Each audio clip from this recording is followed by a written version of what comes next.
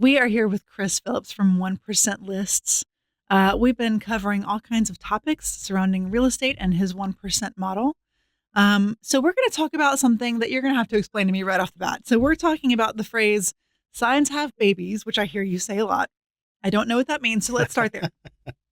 Generally, when we put a sign in a yard, there are some NAR stats around when you list a house, you ought to be able to convert 1 to 3 buyers off of that house. Okay. When we list a house, we usually convert at least one more listing off of that sign. Wow. Okay. Sometimes 2 or 3, because generally when we put a sign in a neighborhood on 5 or 10 houses either side of the road, somebody else is ready to sell. Okay. And so they just see that sign and they call you. Yes. Yeah. Hey, what's this all about? Can you explain it to me? The biggest question I get is, how does it work? And once you tell them the simplicity of it all, is it's just cheaper. It's the Amazon. It's the deal. You know, I use this thing all the time with agents who don't agree with me. Yeah. It's like, hey, how many times have you changed brokerages for a better split?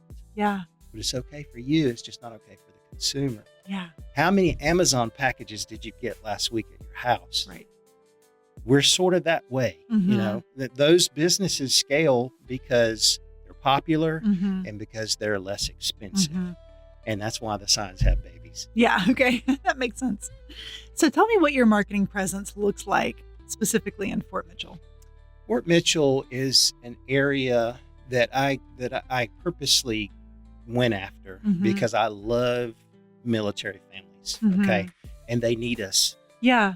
A lot of them would pay money to sell unless they hired us. Okay. You know, sometimes they still have to pay money to sell. Depends on the situation. Right. But in any case, we're less money than any of the competition that I know about. We'll put it that way. Yeah. Commissions are negotiable, but it's real funny how many of them land at 6%. You know, so we compare everything we do to versus, you know, paying 6%. Yeah.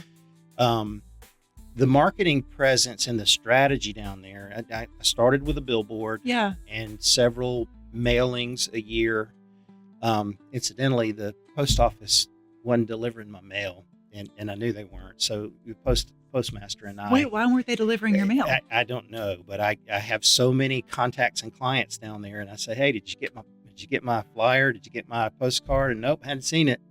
You know, and so after the confrontation with the postmaster and they started delivering my mail, it mysteriously started working. Wow, look at that. Yeah.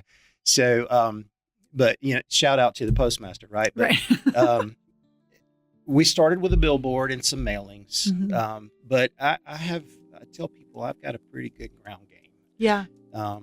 My grandson was riding in the truck with me probably about 12 weeks ago. And he just said, Granddaddy, how do you get your business? And we just so happened to ride by one of those little red and white signs. And I said, be quiet for a minute and I'll show you. I call this guy for sale by owner. Grass is 2 feet tall. I know he doesn't live there. He's just there checking on the house. And I'm like, hey, guy, you need some help? And he's like, well, you know, I don't know. You know, I'm doing it myself. And I said, look, get it. I'm just telling you we're the next best option. He called me about 25, 30 minutes later. And he said, can you come back? And I said, absolutely, I can. Let me drop my grandson off. I'll be back. Listed the house, sold it, cleared him $48,000. Wow. He deployed, and I didn't even know he was deploying right at like the day or two after closing. He was in an area, and I won't mention it because, you know, there's a lot of places we are that people don't know. Sure. But he was in one of those places. Okay. And, you know, he needed us. He needed somebody to check the house. He needed somebody to handle this for him because he had no clue how to do it. He just didn't want to pay the house fees. Yeah, of course. Okay.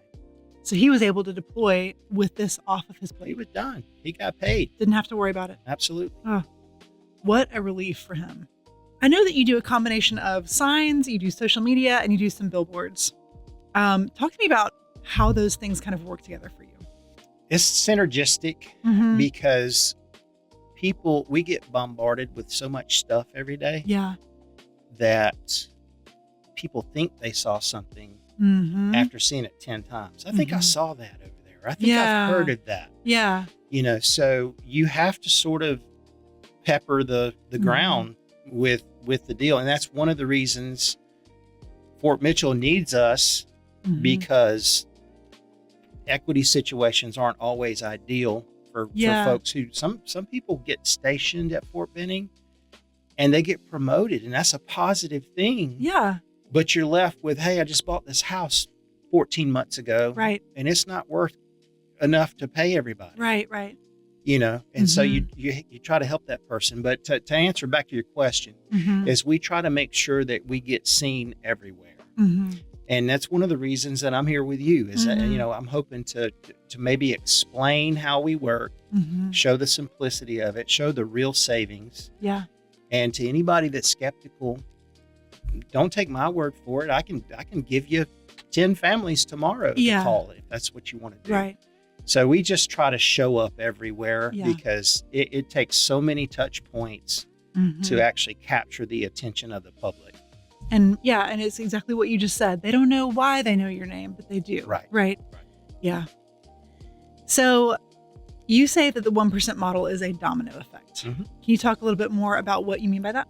It's because signs have babies. Oh, well, we're right back to the beginning. Signs have babies. And in the old days, like I told you, the seller wasn't always happy when we closed.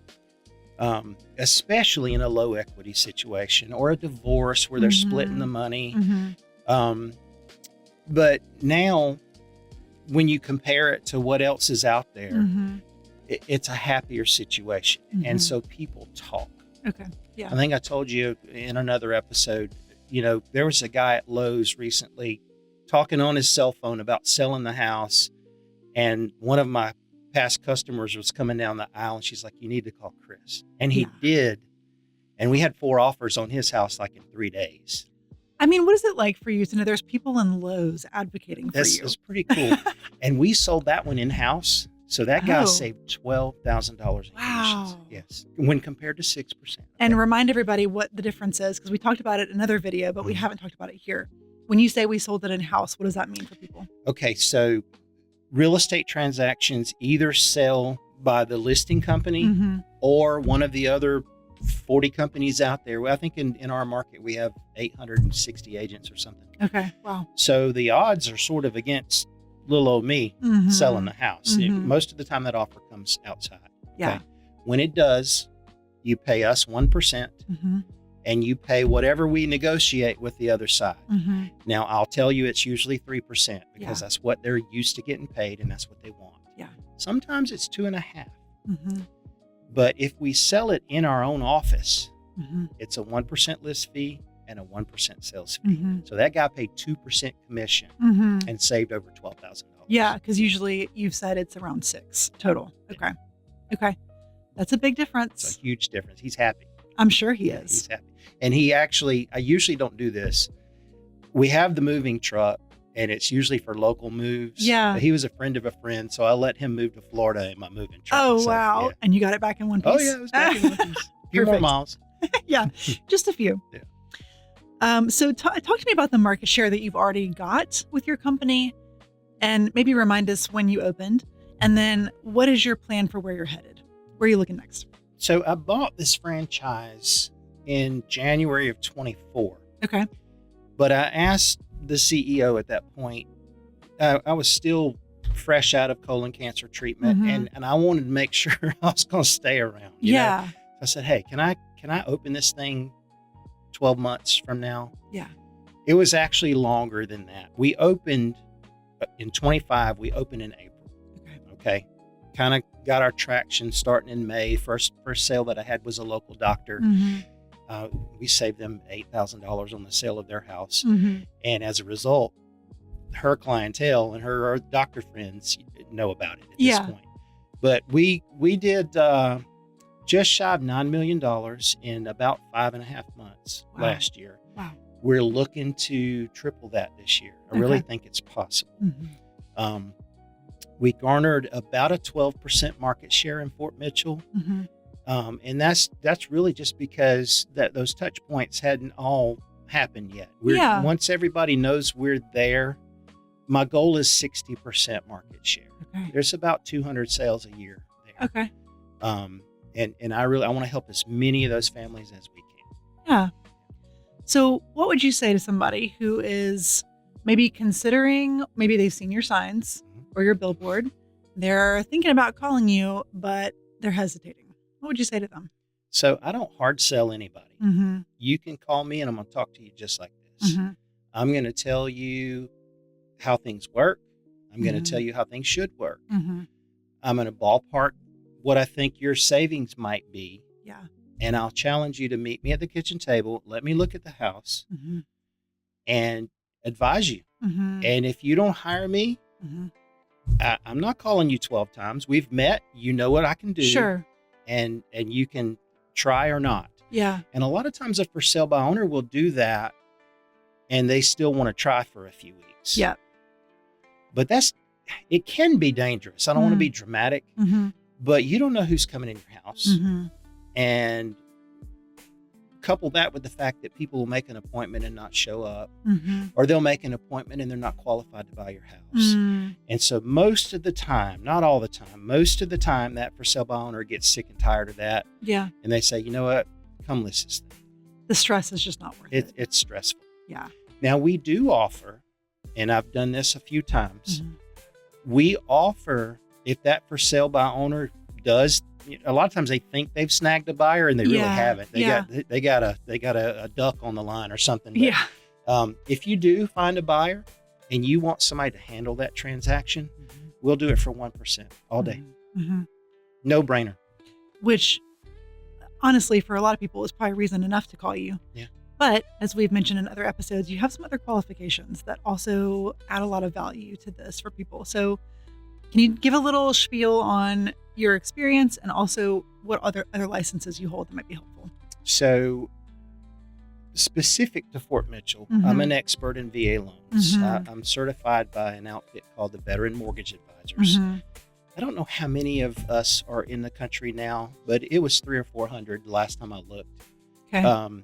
That's headed out of Detroit by a fellow that's just really an expert in VA loans. In fact, in the rare occasion that I get stumped, I'm calling him. Yeah. Okay. But there's that. So licensed loan officer, licensed contractor in 2 states, certified in foundation repair.